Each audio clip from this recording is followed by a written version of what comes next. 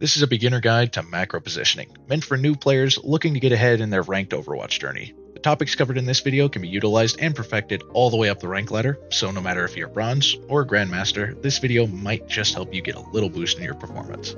This is the first in a line of videos I will be making about Overwatch fundamentals, so if you enjoyed this video and want to see more, feel free to leave a like in the video and leave a follow to stay updated.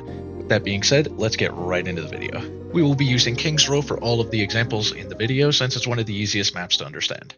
So first you may be asking, what is macro positioning? Macro positioning is essentially where you decide to stand on the map, which in of itself allows you to create space for you and your team. Well, what is space? Space is the area on the map each team controls. Say for instance on King's Row, if you have an enemy team placed in these positions, with T marking tank, D marking DPS, and S marking support, then this is the space the enemy team covers. If we do the same process for blue, then this would be the space covered by your own team. Your goal in Overwatch is to make the space differential go from this to this. Alright, so what space is the most beneficial to control? Generally speaking, space that allows you to get a good flank on the enemy team is some of the most important space you can gather.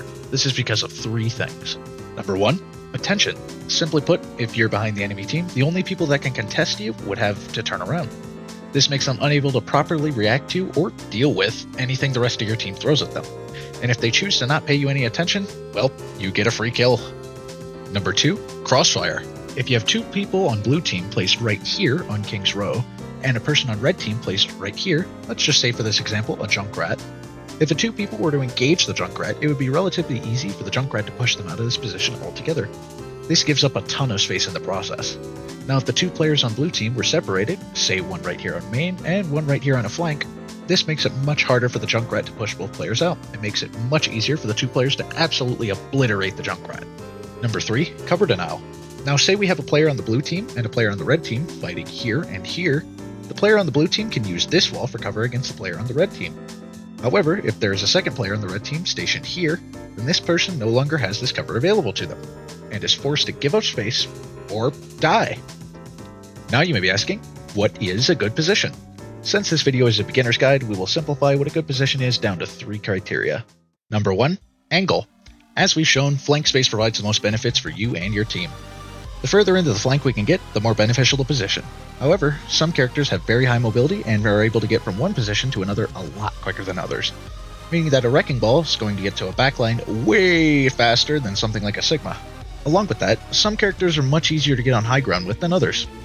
Meaning, to make sure your uptime is high, take the angles available to your character based off of your movement and high ground access. Number two, sightlines and engagement range. Yes, I know this is two separate things, but they have a lot of overlap, so just roll with it. Different characters can have different effective ranges. For example, Tracer has two pistols with a ton of damage fall off and spread, meaning she needs to be very close to enemies to get the most out of her weapons. While Ashe has a rifle that has very little damage fall off and no spread, meaning she can be very far away and get a ton of value. Both of these characters require different sightlines to function, meaning a Tracer would prefer to be in a room like this, with a ton of closed off corridors, rather than an area like this, with open sightlines and a ton of room for people to poke her down before she even gets in range. While Ashe would prefer things the other way around. Now as for engagement range, let's just say Genji for example. While his effective range with his primary fire is around mid-range, his secondary fire, which does a ton more damage and allows for quicker kills, requires him to be in face stuffing range.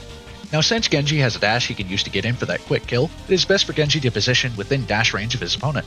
That way he can take his engagement as soon as a situation arises, rather than slowly walking towards a half-health Widow while she gets full healed by her supports. Number three, escape options. A good position needs to have plenty of escape options. Let's be real, you'll be pushed out of positions, so you need to have a way of getting out of that situation so you can be back to the fight as quickly as possible. This can either be by going back towards your team, or even better, by rotating further into their backline so you aren't giving up any space by disengaging. You would rather be in a position that allows for either of those options than be in a position where you're backed into a corner.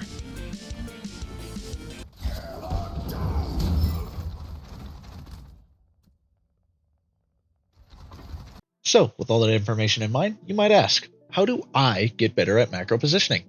First, work on finding those good positions for whatever character you're playing on and whatever map you're playing. Make sure in your games to make a deliberate attempt to better your position before taking any engagements to improve your chances of success. Another way to help your understanding of macro positioning is to theory craft. Grab a top-down map view on Google of whatever map you want to try to get better at. Place 5 dots signifying enemy team positions and 4 dots signifying your teammates' positions. Then try to route out what position you would want to be in, how can you get there, and how you can escape, all on whatever character you are practicing. That's pretty much it for this video.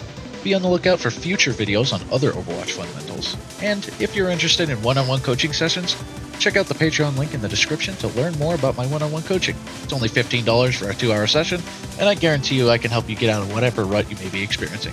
And with that, I'll see you in the next video.